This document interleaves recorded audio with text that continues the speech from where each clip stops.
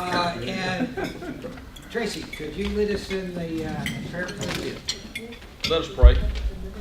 Lord, in the name of Jesus, we come before you in prayer, and we thank you for all the blessings that you've given us, Lord. We thank you for our country. We thank you for this Rotary Club. We pray that you can continue to bless our efforts. Thank you for this food. It's in Jesus' name we pray. Amen. A couple announcements before Ed Mitchell's going to do the Remember Moment. Stacy's last day at the club was on Sunday, and we had the opportunity to give her Paul Harris Fellow pin and certificate in front of all of the folks that were attending that day. And I think that, you know, I'm sorry that we didn't get a chance to do that last Thursday, but it turned out to be a little bit better, I think, because we had a chance to acknowledge for Stacy how much she does and did for us in the community. And so she was really pleased to be able to be named a Paul Harris Fellow. And I'm sure she will connect up in Williamsburg with one of the clubs up there. I told her we would help with whatever she needs as far as making a connection. And Chris, she wanted you to have this. This is a coin that she got when she went to the Rotary Leadership Institute. It's got the Rotary emblem on it, and then the four-way test on the back. I don't think it buys any temple tickets, but she wanted, Alex, we got her seat right up here. She wanted you to have this. Just carry on the tradition. That's awesome. Thank you. Yeah, let's. How many have had a chance to read the notes from the last meeting that Robert sent out? I mean, everybody shoot your hand up in the air. Go read them because they're really, really good. But one thing that when you read it, you'll find out there's selective memory in there. Because in the beginning of last meeting, we presented Robert with a gold medal. And I didn't see it recapped in the notes, nor do I see the gold medal today. Robert, or who's got the bulletin this week? Rupert, could you kind of move that in, that Robert got a gold medal last week for what he did for us with the White Elephant auction? Another piece of membership news. I talked to Terry Mullen for quite a long time over the weekend. Terry's been going back and forth to California, and this last trip was a very sad one because Deborah's brother passed away, and so they had to get back on the plane this week and go back out. And Terry's felt bad about his attendance and his ability to be able to be involved, so his first call to me was that he was going to have to resign. And I said, you know, we don't really want you to do that. We realize under the circumstances your travel is interfering, and there's a lot of things going on in your life that interfering with attendance. But please convert to an honorary membership, and we'll talk about it at the board next week to make it official. But that would allow him to continue to come when he's in town and pay for the meal and be a part of us. And he agreed to do that. And not only did he agree to do that, but he will do his member moments on the 24th, I think it is, of March. He intends to convert from an active member to an honorary member in April. And I thought, well, maybe that means he's not going to want to spend time doing member moments. But he says, no, this is a really good thing that the club's doing. I want to do mine, and thank everybody for the times he's had with us. So he's going to do that on the 24th. Good, okay. Ed, could you do M&M's for us today? Sure. I'll just do it over here. It's okay. That's fine. It's easier for him to not get too far from. Yeah, Terry can swivel. Incidentally, Terry worked for getting that last YouTube on 9 or 10 hours in order to get it up. There were computer problems. So we got to thank Terry for that. I mean, it was a really great meeting, a lot of good stuff going on, particularly with our kids. that we had from the high school. So Terry, thank you. Speaking of Terry Mullins, he was president of the Sandy Sunrise Rotary when I joined that club, my first Rotary club I belonged to. And that leads me into when and why I did join Rotary. Back in 2007, we just moved to Sanford in 2005 from Northern Virginia, and my neighbor talked me into going to join the Carolina Trace Bowling League, which met on Monday night. And they were forming up teams, and there were 3 other people who had never bowled. 2 of them were Neil and Molly Jensen, and the other was Sandra Straka. And Sandra's husband, Pete, was a member of the Sandy Sunrise, that's a mouthful, and Neil was a member of the club also. And early in 2008, each of them independently approached me and said, have you ever thought of belonging to a civic club? And I said, well, yeah, I recognize there are a lot of things going on in Sanford, and they said, well, come to one of our meetings.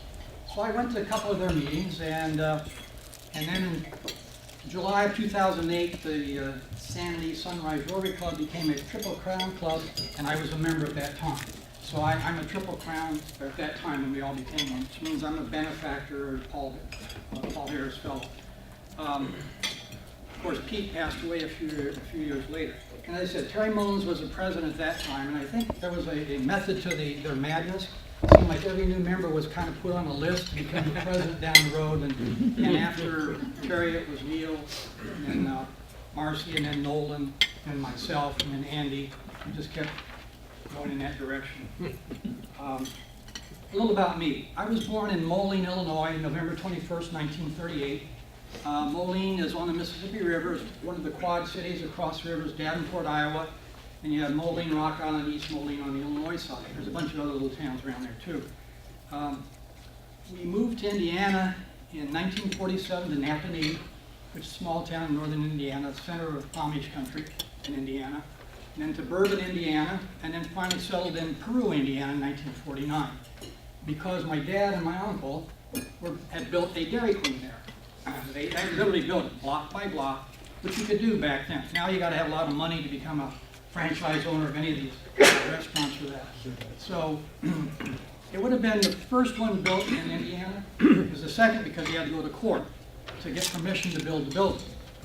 People just didn't want to build one there. A couple of years later, by then I was in the 6th grade, I was looking forward to working at the Dairy Queen when I was in high school, but it wasn't enough money for 2 families, so my uncle bought my dad out. We stayed in Peru, but in the summer he bought a drive-in root beer stand with car hops and all that in Findlay, Ohio. So every summer we drove out to Ohio. I worked for my dad in high school and college, 35 cents an hour. I think other people talked about what wages were back then. The car hops made 35 cents an hour. Being much more attractive than me, they made a lot more than 35 cents an hour. Tips and everything. So, for 35 cents an hour, and you worked 6 or 7 days a week. My dad had you work. I remember the lady coming around from the state, looking at your, you had the little permit to work, depending on your age, you can only work so many hours. She said, your son's working way too many hours. My dad said, I know where he is, that's it. He never came back. But we went back to Indiana every fall. We worked on Labor Day, closed Labor Day night, drove back to Indiana because school started the next day. And my dad let us, my sister and I, finish high school in Indiana before he actually finally moved to Ohio. I went to Purdue University, graduated in 1960 with a BS in civil engineering, and I was commissioned out of ROTC. Although I was in the Corps of Engineers at Purdue, I couldn't be commissioned because I wore glasses in the Corps of Engineers, the combat branch. So they said, well, did you do photo interpretation? I said, well, we did some of this in engineering. He said, okay, how about becoming a photo interpreter for the intelligence team? I said, okay, that sounds good. But before you do that, you have to go through the infantry course down at Fort Benning, which is in Georgia. I'd never been south of southern Indiana. So I took the $300 that I'd saved up. I worked for 3 months as an engineer in southern Indiana, surveying the final road stakes for a road they were rebuilding. That's in an area where we had towns, little towns called Bean Blossom, Gnawbone, Southern Indiana is very southern. And the people in Southern Indiana have a southern accent. They really do. So I drove to Georgia, took my $300 out of the bank, bought a '53 Chevy, drove to Georgia and to Fort Benning. That's my first introduction basically to the South. And grits were great. I really loved grits. I still eat them today. I remember going downtown in Columbus and girls standing on the corner selling peanuts. I went up, I said, I love peanuts. You can grow peanuts in northern Indiana too. Take them out of the ground and roast them. So I walked up there and I said, "I like some peanuts." She said, "Pacha bold." I said, "What?" She said, "Poached or boiled." That's my introduction to some local terminology. I tried both. I've never had boiled in it since then. Really too liquidy for me. Also, in driving to Georgia, I went through Alabama, through a town called Phoenix City, right across the river from Columbus. It was under martial law at the time. They had a lot of crime there. It was off limits to the military. The local district attorney had been blown up in his car because he was trying to clean up the town. And that was my first introduction to chainmail. First time I actually saw people wearing chains, ball and chain, working on the highway with their black and white stripes. I've seen them since then up in Virginia and other places too. Then I went up to Fort Holabird, Maryland, Baltimore, Maryland. I had never really been out of the Midwest, so I'm getting to explore a lot of things. I get there and they set me up for my class in photo interpretation. They said, "Well, we need special agents." I said, "That sounds a lot better than being a photo interpreter, sitting there looking at photographs, right?"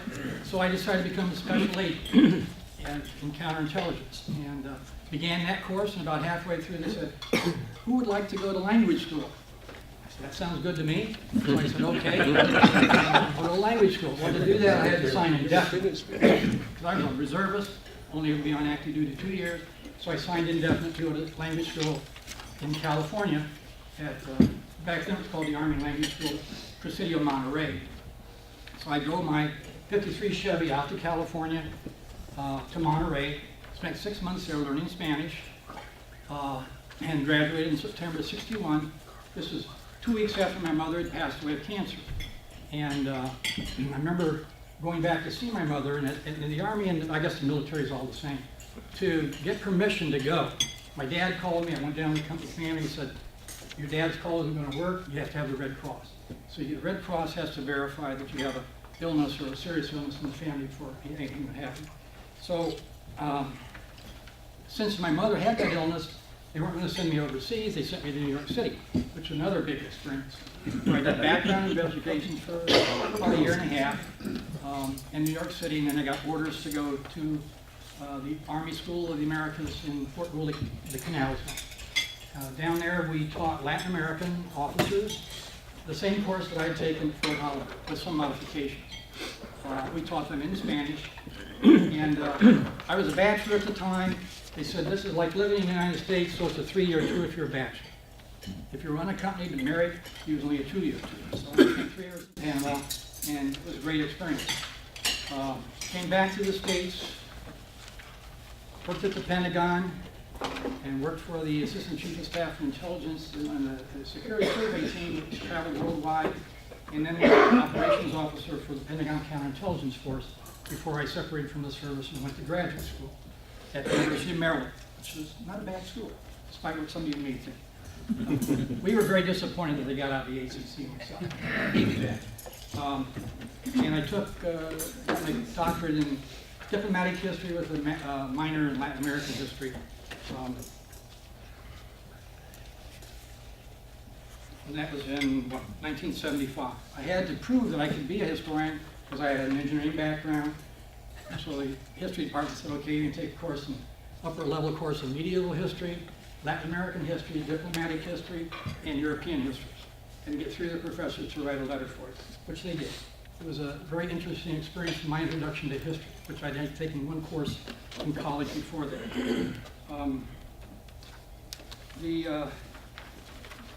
My wife and I, Janet, it'll be 26 years this April 7th that we've been married.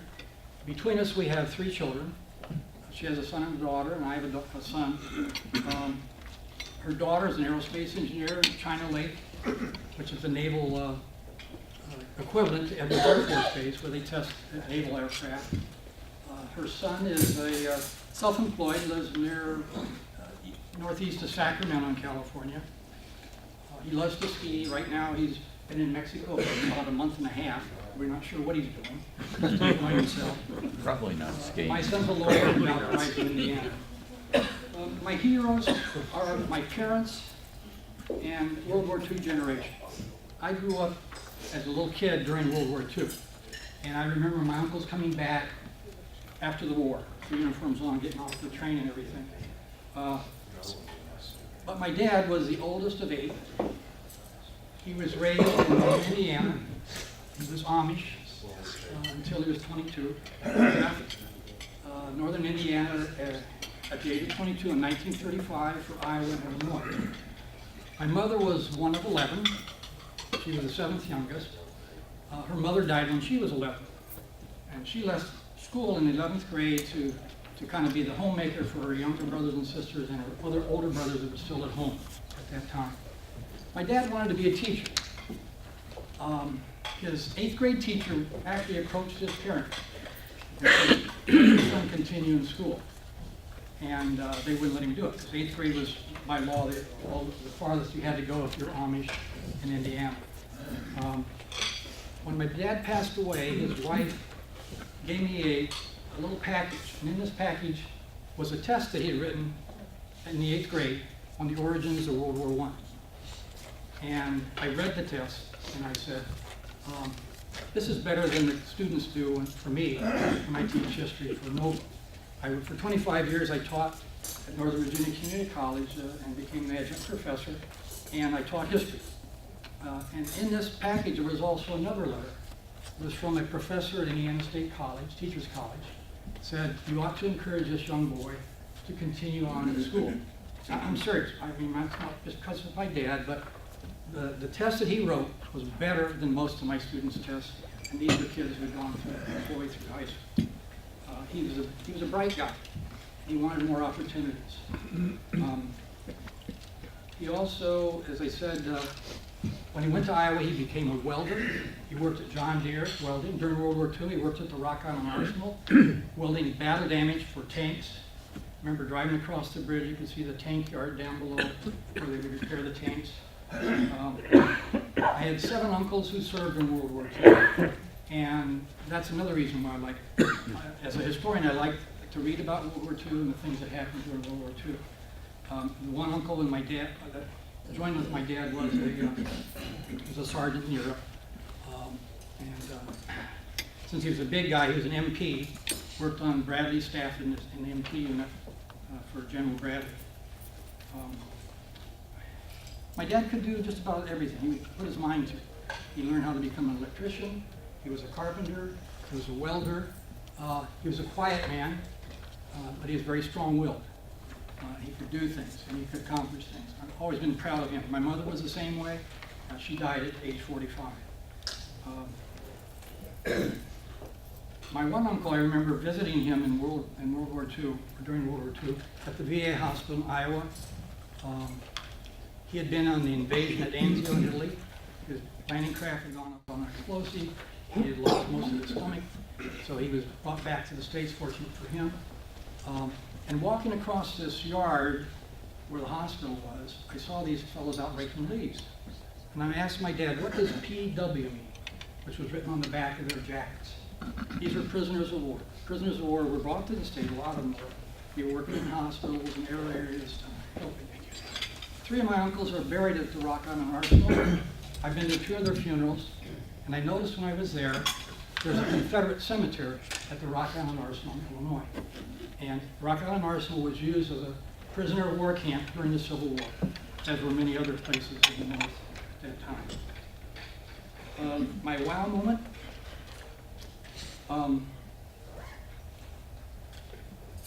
when I got to meet the astronaut Mike Collins. He was the command pilot on the first lunar landing that went to the moon. I used to go to National Geographic lectures at Constitution Hall in D.C.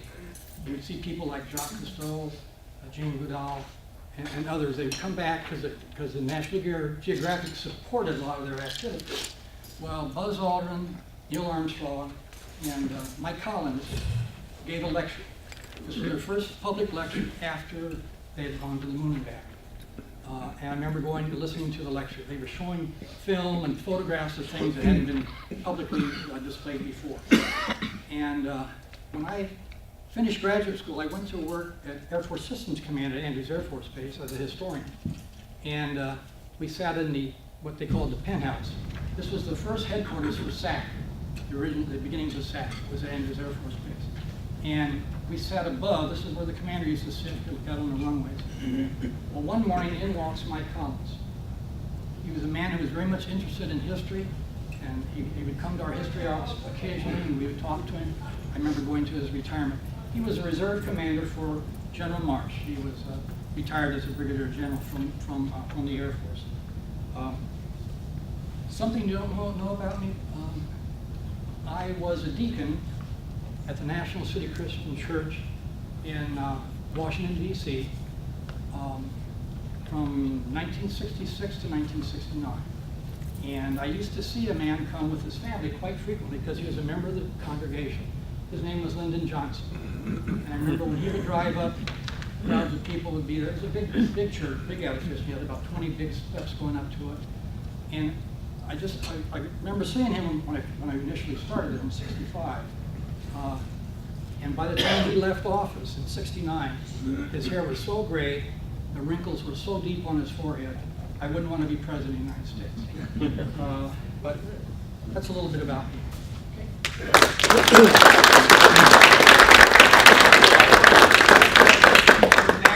And when we were driving up to Asheville on Saturday, I'll give you your M&Ms. I thought they were in the bag, but they aren't. Terry, did you get your M&Ms from David Spivey? He ate them.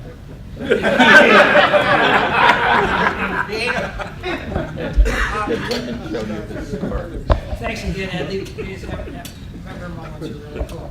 I want to pass out a note just to give you an idea, particularly because of the program that we have today with Andy. This is what I think happened in January and February in makeups, and most of this has to do with dealing with the school or schools.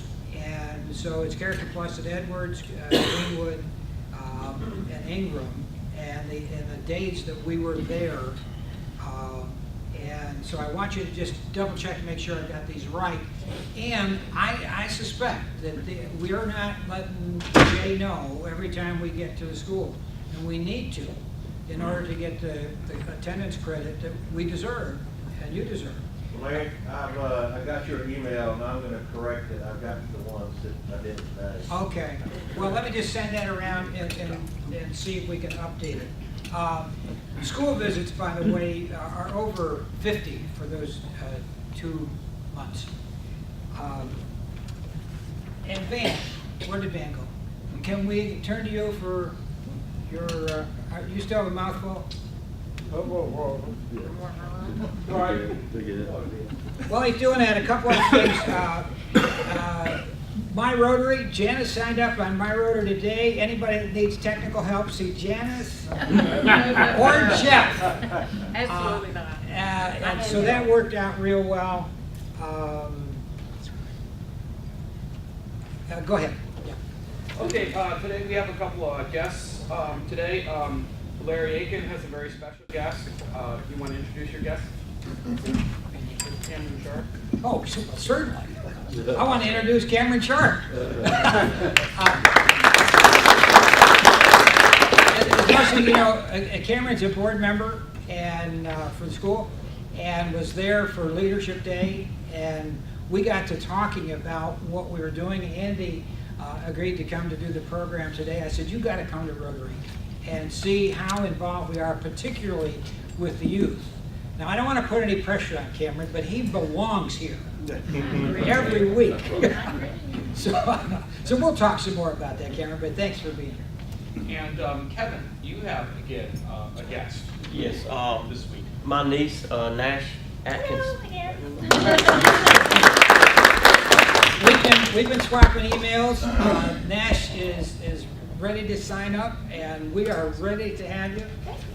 And there'll be a short board meeting right after this meeting, and we can talk about a number of things. But if you can use that application, we'd appreciate that. Go ahead. Gotta recognize Mr.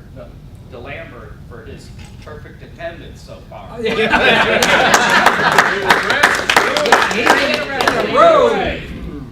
All right, announcements today. Mr. Doug Doris, you have an announcement. Yes, this is the second week. I'm letting everyone know that CUOC, Christian United Outreach Center, is putting on a basketball game with the Harlem Ambassadors on March the 21st. It's a Monday night at Lee County High School. It is going to be terrific. Our own Chris Kelly is going to be playing. All right. Oh, people, tickets. Thank you. I'll get you 2 tickets. They're really inexpensive for the kids. It's $5, adults $10. A lot. I don't have a list of all the players. Next week I'll have them, but I'll sell them every week. But I've got them here if you want to buy them from me. Thank you so much. Thank you, Doug. And was that your phone going off? Yes, it was. Okay, don't worry about it. We're not finding the $5 today. I'm because you did the member moment today. Oh, we you didn't did have the any break. emails for you. Okay, you're good. And there's no fines for gold badges because I think almost everybody's got their gold badge on. Yeah. Okay. All right. Terry, you have an announcement. He's gonna get on film. Look at this. Joanne Thaxton called me a few minutes ago. So she said 2 free tickets to the jazz concert tomorrow night. Oh, yeah. So whomever first 2 that come and see me, you'll be the lucky winner. Actually, we're supposed to have a drawing. So I thought, okay, there's too many people. So like first 2 rush up to see me. Hey, you're the winner. It was done. Fair enough. Thank you, Terry. Appreciate it. Any other announcements coming from the club at this time? How about any brags? Anybody got anything you're proud of that they want to share with us? Yes, Mr. Day. Yeah. I just wanted to brag, actually, a couple things. One, I wanted to brag about our new FYI magazine. Our second year doing this, really proud of it, the way it turned out again this year. And I want to thank a lot of Rotarians are advertising this, and I want to say thank you to you guys. I want to give $1 for that, and I have to give $1 to Ed. I can't believe you're 78 years old. You look younger than me, honestly. That's absolutely amazing. Well, Dave, thank you for sharing that with us. Yes, Mr. Van. Yes. I actually had 2 brags. If I wait long enough, my granddaughter would now be about 2 years old. She's only a month old. I brag about my daughter and our first grandchild. And too bad that Mr. Joyce is not here today, but I'd like to thank him for incentivizing, that's a new word I suppose, my company make an investment to bring new business into Sanford.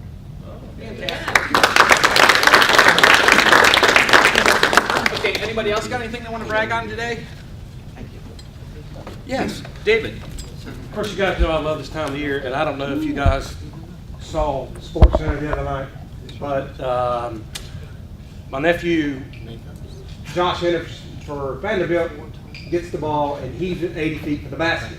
Yeah. But my nephew was the one who blocked the shot to get him the ball to turn and shoot. So, in the second half, the clock was run down, and he just throws one up and it banks in. So, on Sports Center Tuesday night, he's number 8 and number 1 on I did text him that night, and I also texted him after Tuesday night game and told him he needed to start calling his bank shots.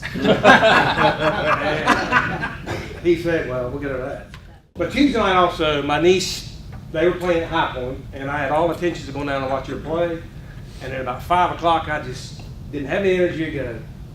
Biggest mistake I ever made in my life. She had a great game. She scored 17. They won the game, and so I have to got a wallet. Carl will come back and bring the cash. But a lot of dollars. Vanderbilt plays Kentucky Saturday at 4 on CBS. I hope they show up. Normally on big games like this, they don't really show up, but I hope they show up Saturday. So, but anyway.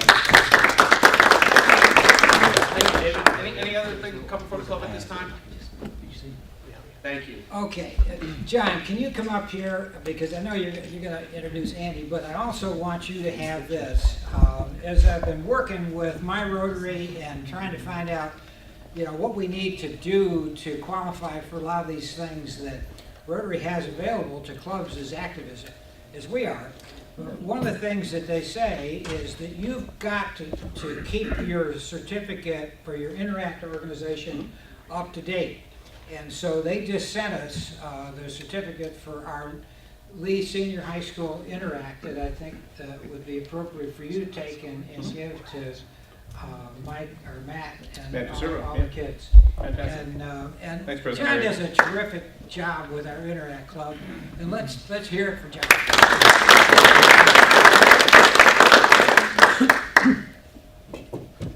Am I introducing our Yeah, speaker now now? you gotta introduce him. Thank you, Larry. The Interact, the winner of the speech contest from last week with the four-way speech contest was TC Mann. He is speaking, it was 2 weeks ago, I'm sorry.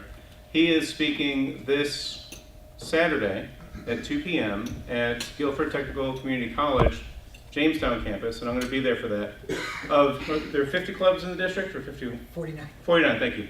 There are 11 participants in this, so we're going to cheer him on, and Chet and Missy Mann will be there to support him as well as myself. So hopefully I'll bring back good news from that. I'm going to introduce someone who should need no introduction. It's Dr. Andy Bryan. He's been here before. A lot of us know Andy. He is married, has 2 kids in the Lee County school system, as do I. Became our Lee County School Superintendent in July of 2013. We had attended, as Larry had alluded to, the 2nd annual J. Glenn Edwards Leadership Day, 2 days ago, I'm sorry, and it was a fantastic event. David Morse was there, Larry and I. What they're doing with the Leader in Me and the character initiatives that they're doing, which certainly we are helping with Character Plus, is fantastic. You hear the folks that are going to Greenwood and Edwards and that brag about this almost every weekend here, and let me tell you, it's fantastic. Lastly, Andy, prior to being our superintendent, was the assistant superintendent during his tenure here. He has helped with initiating the one-to-one laptop program. That's for grades 3 through 12. And the STEM program, science, technology, engineering, and math, in all 3 of our middle schools. So please, a warm welcome to Dr. Andy Bryan.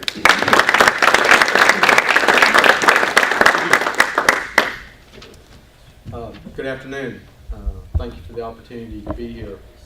I tell you, I just want to thank you for all of your hard work that I know you put in at our schools with Character Plus and all the other things you all support. You don't know what that really means. I tell our teachers all the time that they don't really realize the impact that they have on a day in and day out basis. And I would say the same thing to you as far as what impact you have as far as supporting our schools. And I just want to let them know how much we appreciate that. Today I thought I would give a little bit of an overview of sort of where we're headed as a school district and some of the things we're trying to do to accomplish our goal that our Board of Education has set out for us to move forward. And then I thought I'd talk a little bit about a few current events, some items that maybe you haven't heard about, and bring you up to date on a couple of things. We are very fortunate, and 2 of our board members obviously are here today. We have a board that is very committed to a very sort of singular yet powerful vision for our school district. And that goal is for all students to graduate with more than a high school diploma. And the first part of that sentence, sort of having all students graduate, I think is a very powerful statement in itself. As most people know, graduation rate and graduating from high school, it's a statistic that nationally has been very stubborn in a lot of ways, and in trying to make improvement with that. I can speak from experience for that in Lee County. Nearly 10 years ago, when I first came here, our graduation rate was about 63%, which means that nearly 40% of our students were not graduating within 4 years of entering high school. Pretty large number. We've done a lot of work with that number as a school district. Now I can proudly say that our graduation rate is 89%. So we've done a lot of work with that. But I think our Board of Ed truly understands that it's not just about graduating high school. It's also graduating high school with something more, something that adds value for students. And we've committed a lot of effort to make sure that all of our students have something that they feel passionate about and feel strong about to graduate with that value add. So you might ask the question, you obviously improved the graduation rate. How have you done with improving with students graduating with something more? This past class, class of 2015, as I noted, 89% of them graduated on time in 4 years. 84% of them graduated with something more than a high school diploma. And when I say more than a high school diploma, I mean a credential, certification, something that's business, industry recognized, national leader on the state level, additional advanced placement credits, dual enrollment credits to the community college, or some type of CTE certification that they can walk away with. We go through each year and we check each graduate and how much they have done, and we can certify that 84% of them graduate with something more. I think that's powerful, and I think it means that we're not only graduating students at a higher rate from high school, but we're graduating them something with the things that they need as they go forward, whether it's to pursue more education or whether it's to go straight into the workforce. What's important though for us is that as we're sort of pursuing that vision, is that we create a school district that can support students at the elementary and middle school level so they can take advantage of the opportunities that are going to be available to them at the high school level so they can move on. And many of you are already familiar with some of the things we're doing at the elementary level to try to support that, one of which is the Leader in Me. And some people like to use the term or try to coin the term, it's a program. We really don't look at it that way. We see it more as sort of an approach and a way of life to support our students to make sure that they are able to take responsibility and work hard. And those are things that I think maybe at times people take for granted because the world, as you know, has changed a lot in the last 15 to 20 years. So we've taken a very focused effort to make sure that our students are learning those soft skills, which we think are really important, so they can transfer them later on to do good things in life and to become good citizens and to become good members of the community. And that's really important to us, and we think it serves them very well. The Leader in Me is obviously a huge part of that. You obviously believe in that as well with Character Plus, with the effort you put in with students, and you see it on a day in and day out basis when you go into our schools. Sometimes our students, from the backgrounds that they come from, have not been taught some of those things that we think are very valuable, and those things that serve them well as individuals, but also serve our community well once they leave our schools.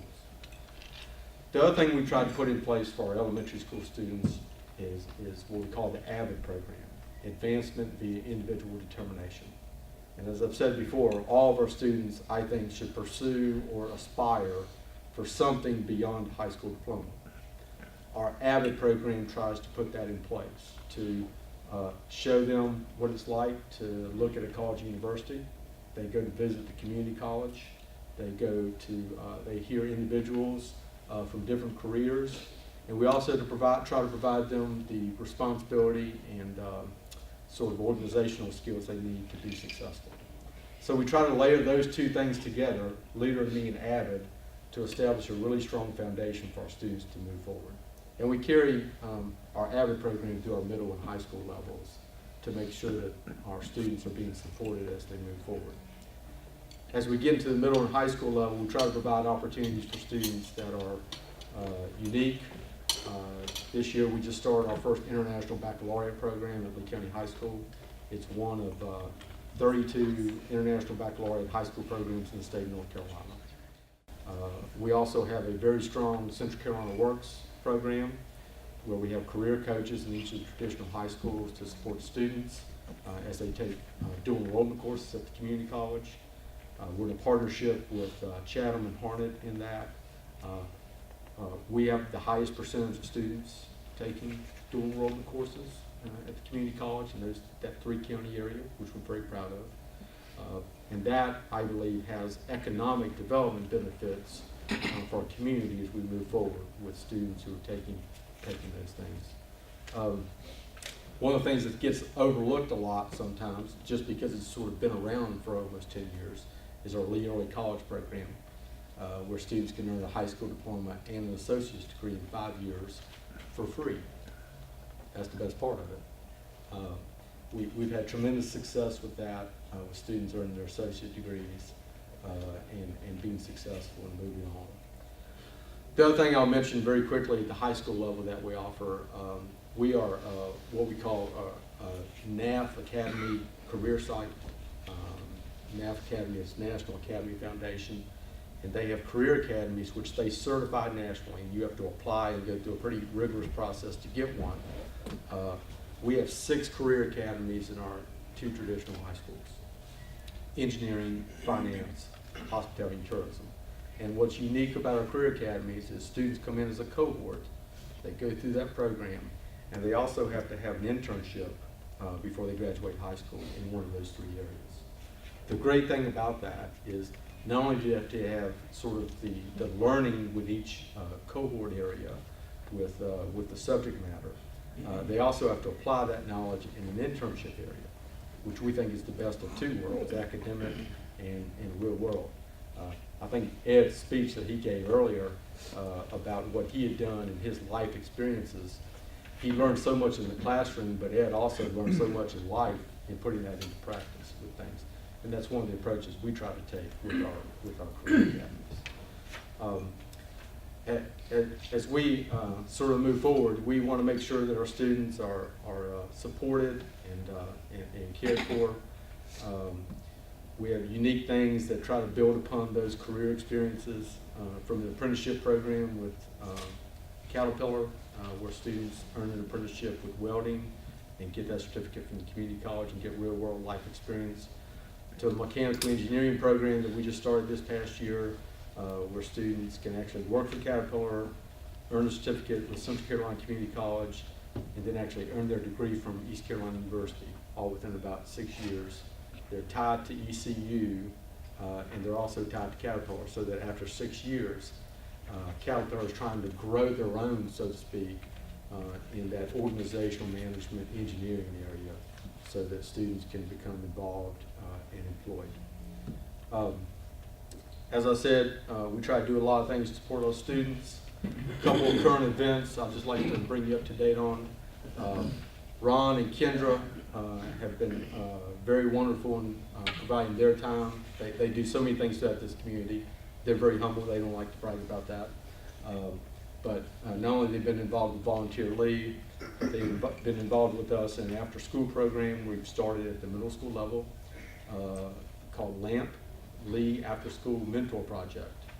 And they've helped us sort of reach out to the faith-based community to get to recruit people to come and tutor students at our middle schools after school.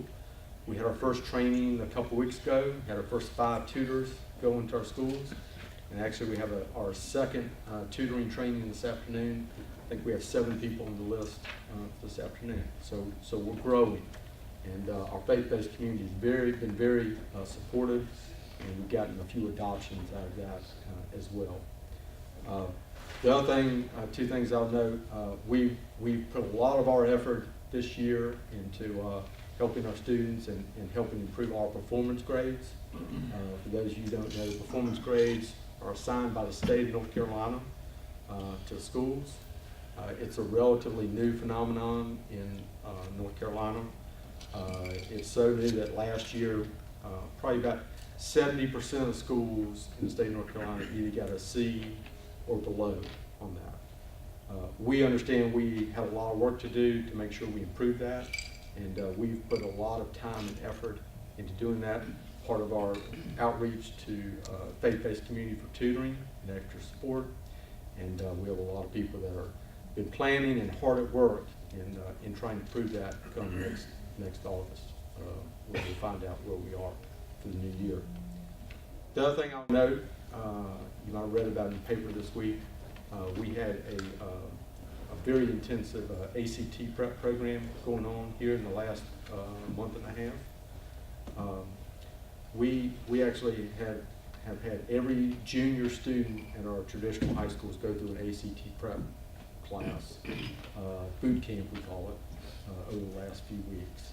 And we've also had some students who are going through sort of a semester-long course to support them performing on the ACT. In the state of North Carolina, every junior has to take the ACT. And that date is coming up on Tuesday of next week, on March 1st. So if they're expected to do well on it, we figure that we need to make them go through sort of a process so they understand the test, what's expected of them, so they can do their very best. Finally, I'd just like to end with a note and a big thank you. As everybody probably knows, yesterday was a pretty dicey day with the weather and things.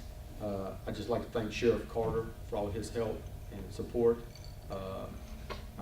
I think everybody knows how great Tracy is, but it's really nice when you're trying to make decisions about the weather and different things where I can call Tracy and get an honest assessment of where things are and where they're going. And I appreciate your help in what you do with that. Appreciate your help, Andy. So, And I can tell you, he makes safety in our schools his #1 priority. I feel like, and I work with him a lot. He's a joy to work with. Appreciate your help, Andy, because I can't do what I do without your help and my staff as well. thank you. I think we have some of the safest schools because we have an SRO in every school in our district, and they're under Sheriff Carter's leadership. So just thank you for that. I'm sure I probably left something out or dropped some things off, but I'll open it up if anybody wants to ask any questions. And is this the first year that all juniors have to take the ACT? It's been going on for a couple of years. Has it? Yes. But it's something that I think people have adjusted to, and we just want to make sure that we're doing everything we can to make sure they're as successful as possible with our support. And it programs. sounds like you are. That's the first, I didn't realize. So, That's the and first I think heard. I think next year we'll get even better with it. Yeah. We're already talking about some new things we're going to do next year with it. But the feedback we've gotten from students, which is the most important consumer with that, with what we're doing, has been very positive and very good. They've been very excited about that. So I think when you can make 16-year-olds happy with something like that, you're probably. Yes, Andy had a quick question too. Yeah, I have a question about availability of the various programs. I have a niece who moved here in her 8th grade, and she would have been an excellent candidate for Lee Early College, but unfortunately they said, well, the selections have already been made. So she had no opportunity for Lee Early College. Then she's in the Southern Lee catchment area, and there was a program that she wanted to go into, but unfortunately it was given at Lee Senior. So she wasn't able to access that program either. Do you know which program it was? No, I don't remember which program it was, but the problem I'm after is that there are programs that may be available at Lee Senior that are not available at Southern Lee, and the kids at Southern Lee are missing out on those things. And the reverse may also be the case, I don't know. And when I took over as superintendent, there was some shifting of some of the career academies, which is one of the examples. We offer 88 career and technical education courses, different courses. When I came on board, there were different career academies at different high schools. Now we have the same 3 career academies at both traditional high schools for that. And we offer all the same career and technical education courses as well to support that. I don't know which program you're talking about, but if you want to drop me a note or something, if I can help out in any way. Well, it's much too late now. I'm sorry about that, but Yeah. we've seen that as an issue. We've tried to address it. Okay. I guess is what I'm trying to say. Thank you for your Any other question. questions? Could we address it to Andy after the meeting? But Andy, thank you so much for being here. Andy, we told you that we were going to let you walk away with a Jonesboro Rotary shirt. Now, he's already got one from Sanford. Well, we think this one probably is a better shirt. And if we ever could work out a player trade, well, we don't want to trade anybody. We just want you in. That's right. We continue to do the drawing here for pots, but we also want to get Jeff, well, do both of them. In the 50-50, we got $99 today, so that's... Yeah, because he kept working your watch. Hey. Jeff's doing a great job. Yeah, there you go. 8923. 8923. Cameron, you got it. Cameron, you got it. Look at that. I've been twice already. See, you did good. That's half the membership right there. How about That's that? it. That's the one. Barely read it. That's right. What we got? It's in-house again? Your family's going to be very happy. Oh, Mr. no, Carlson. Richard. Matthew Carlson. All right. Oh, you're kidding. That's two grandkids. The grandkids are happy. All right. Thank goodness they got a good grandpa, huh?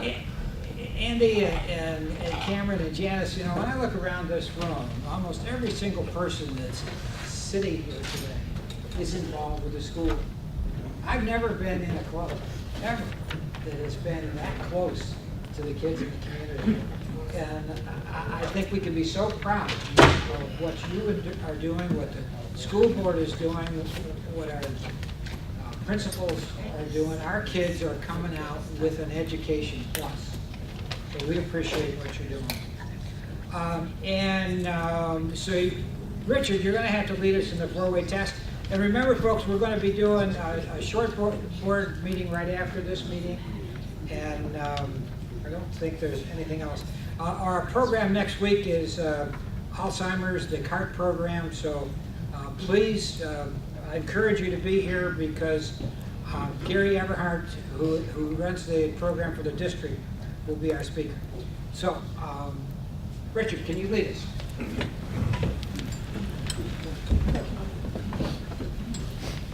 The four-way test of the things we think, say, and do. First, is it the truth? Is it fair to all concerned? Will it build goodwill and better friendships? Will it be beneficial to all concerned? I pledge allegiance to the flag of the United States of America and to the republic for which it stands, one nation, under God, indivisible, with liberty and justice for all. Nash, thank you for coming. Cameron, thank you for coming. Who did I miss?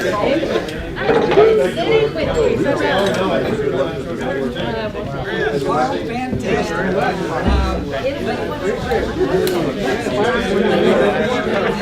Safe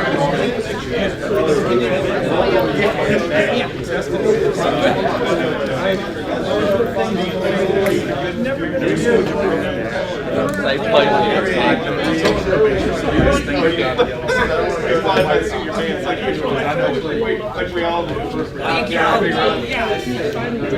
come today?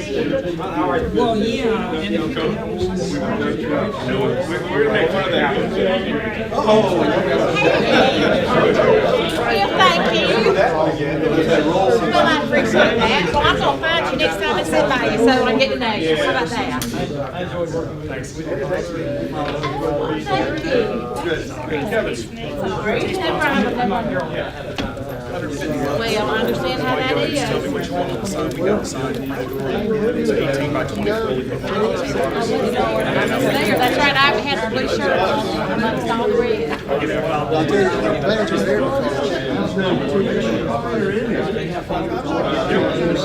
Just text it to me.